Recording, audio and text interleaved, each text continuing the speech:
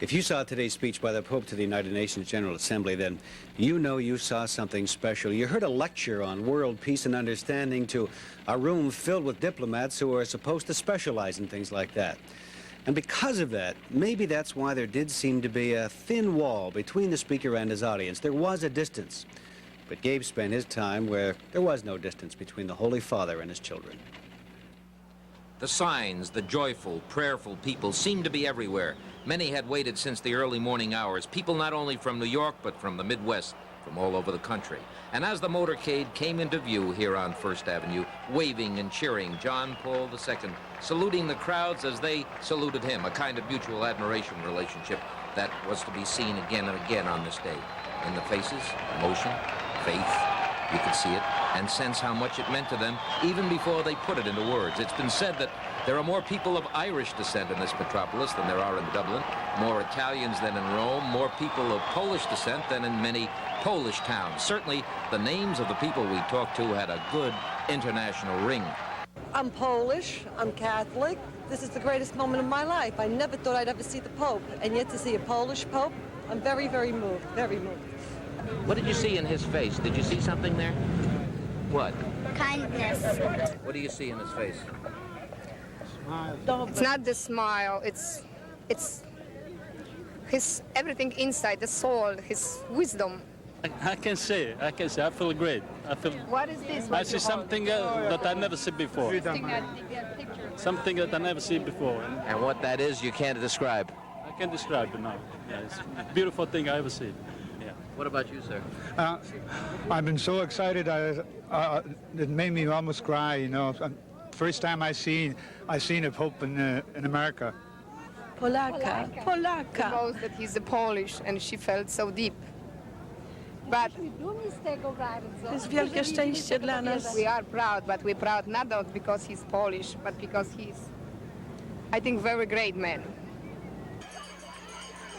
Many children, some from St. Jean the Baptist School, were holding flowers. A man rang a bell, young and old in the crowds. Many in the windows. The Pope's motorcade slowed down at the Apostolic Observer's Mission, 72nd and Madison, where a 14-year-old girl presented the Pope with flowers. In the street outside watching, people from all over New York and America, even a young woman from West Africa. As the Pope was having lunch with Cardinal Cook and other church leaders inside, there were chants of "Long live the Pope, we love the Pope." Soon he would be leaving to go back to the UN amid great cheers. Even the waiters from an exclusive East Side restaurant who had served him were leaning out the window and applauding and cheering when he left. The Pope had dined on broth, filet mignon, sautéed string beans, spinach, crepe dessert, and to one waiter it was a most memorable meal. I was very excited, very nervous. I'm glad I didn't spill anything, which I was very lucky. It's a great honor. And when you gave him the flowers, what did he say to you? He said thank you very much, and he blessed me. He gave me a kiss in the forehead, and he hugged me, and I gave him a kiss back. How did it feel? I was very honored. It was exciting. I was nervous, and I couldn't believe it happened. Late this afternoon, an unforgettable moment outside St. Patrick's, the Pope blessing tens of thousands in the vicinity of the great cathedral, and later, here too, people expressing what was in their hearts. Yeah. I would like to see him because my baby is sick. He fell in the head, he has 21 operations in the head, and so he cannot walk, he cannot talk. I would like to see him. What happened, I come in here. So I'll be 5 hours here. In the gathering dusk, a stop in Harlem, the scene, St. Charles Borromeo Church on West 141st Street. The singing, the very spiritual quality of this scene seemed to move the Pope as much as it did the crowd. Sometimes, in Harlem, this church is referred to as the Cathedral, the leading church among black Catholics in the area. And the Pope here would make an appeal to the parishioners to keep their faith. The fact that the majority of the people who turned out today were women seemed confirmation of their ever vital role in the history of this church. There were tears in the eyes of some of his Harlem audience, even as he was being introduced. Oh, wonderful. Wonderful. It's a marvelous experience. I've never had one like this before. What do you see when you look into his face?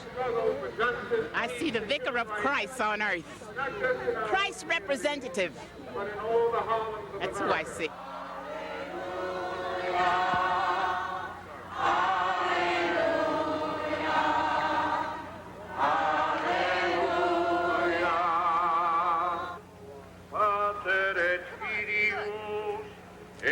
Spiritus Sanctus. Let him turn around. When he turns around. Hallelujah.